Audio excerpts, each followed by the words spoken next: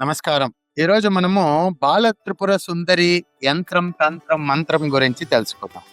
ఈ బాల త్రిపుర సుందరి యంత్రం కానీ, మంత్రం కానీ, తంత్రం కానీ చేయించుకుంటే ఒక్కసారి మనకి అదేమైనా సరిగ్గా అనుకూలిస్తే అంతే మనకు వర్ణాతీతమైన ఫలితాంశాలు ఫలం దొరుకుతుంది అనేది గుర్తుంచుకోండి. ఎందుకంటే బాల త్రిపుర సుందరి అంటే తెలుసు కదా, శ్రీచక్ర త్రిపుర సుందరిలో వచ్చేటువంటి ఒక చిన్న అమ్మాయి రూపం. ఆదిశంకరాచార్యులు ఒకసారి వాద వివాదనకి శంకరాచార్యులను పిలుస్తారనమాట. ఇక్కడికి ఒక సభకు పిలుస్తారనమాట. పిలిచిన తర్వాత ఏమైతుంది, ప్రతి ఒక్కరు పొద్దున్నే వచ్చేస్తారు. నేను ఇది విషయం ముందు కూడా చెప్పినట్టు గుర్తొస్తుంది. ప్రతి ఒక్కరు కూర్చుంటారు సభలో. పొద్దున్నే కూర్చొని సాయంత్రం అయిపోద్ది, కానీ ఎవ్వరు నోరు తీయరు అనమాట.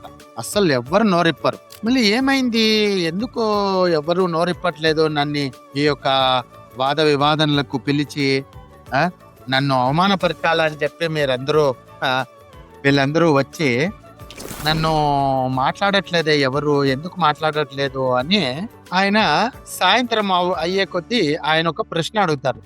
పండితులారా, మీరందరూ నన్ను ఏదో ప్రశ్నలు అడగాల, నా ఒక విషయాన్ని బయట పెట్టాలా అని చెప్పి మీరు తప్పించినారు, కానీ మీరెవరు ఎందుకు మాట్లాడట్లేదు, ఎందుకు ఏమి అడగట్లేదు అని అడిగితే అప్పుడు అంతమంది అప్పుడు కూడా ఏం మాట్లాడరు.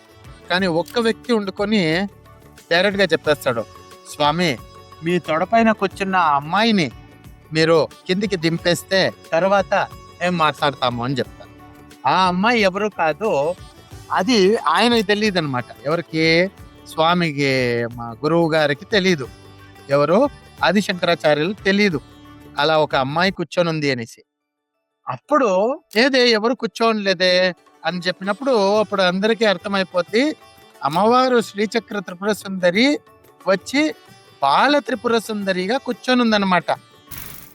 అంటే కూర్చొని ఆమె ఆ ఒక అందానికి మైమర్చిపోయి అంత అందంగా ఉంటది. త్రిపుర సుందరి అంటే తెలుసు కదా, త్రిపుర అంటే 3 లోకాలు, ఆ 3 లోకాలకి సుందరి అనమాట. ఆమె అంత అందంగా ఉంటది అమ్మవారు బాల త్రిపుర సుందరి. ఆ బాల త్రిపుర సుందరి అలా ఆదిశంకరాచార్యుల్ని కాపాడుతుంది అనమాట. అంతటి బలం ఉంటది అమ్మవారికి. అమ్మవారి ఈ యొక్క బాల త్రిపుర సుందరి తంత్రం చేయించుకుంటే, ఒకవేళ ఎవరి దగ్గర అయినా అంత ఖర్చు పెట్టుకొని మేము చేయించుకోలేము స్వామి అనే వాళ్ళకి నేనైతే ఒక మంత్రం చెప్పిస్తాను. ఆ మంత్రాన్ని మీరు జపం చేసుకుంటారా అండి?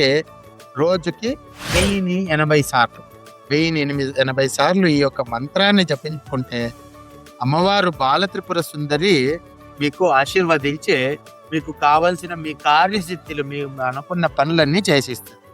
ఈ మంత్రం ఏంటి? మంత్రము ఐం క్లీం సహౌ.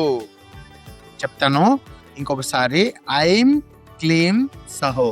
కానీ ఈ మంత్రాన్ని మీరు డైరెక్ట్ గా ఐం క్లీం సహౌ, ఐం క్లీం సహౌ అని చెప్పుకుంటే పని జరగదు. మంత్రం ఎలా చెప్పాలా నేను అన్ని వీడియోలో చెప్పిస్తా కదా, అలా చెప్పాలా. అంటే ఒక బీజాక్షరాన్ని మనము మన శరీరం లోపల స్థాపించుకుంటున్నాం అన్నమాట. అలా అంతటి బలంగా చేయాల. ఎలా అంటే ఒకసారి పూర్తిగా ఊపిరి తీసుకొని ఆ ఊపిరిని వదిలేదాకా ఆ మంత్రమే ఉండాలి.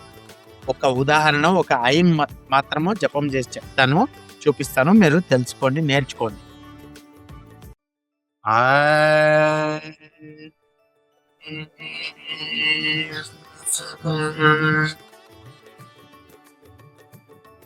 ఒక బీజాక్షరం జపం చేసేదానికి ఒక పూర్తిగా ఒకసారి ఊపిరి తీసుకొని ఒక మంత్రాన్ని ఇలా జపం చేసుకున్నట్టయితే ఖచ్చితంగా మీకు ఆ యొక్క శక్తి అనేది మీ శరీరంలోకి చేరుకొని మీ శరీరంలో ఇంకా ఆ ఒక ఫలం, ఆ ఒక బీజాక్షర శక్తి మీకు ఉద్భవమయ్యి మీకు కావలసినటువంటి భోగ భాగ్యాలు అమ్మవారు ప్రసాదిస్తుంది.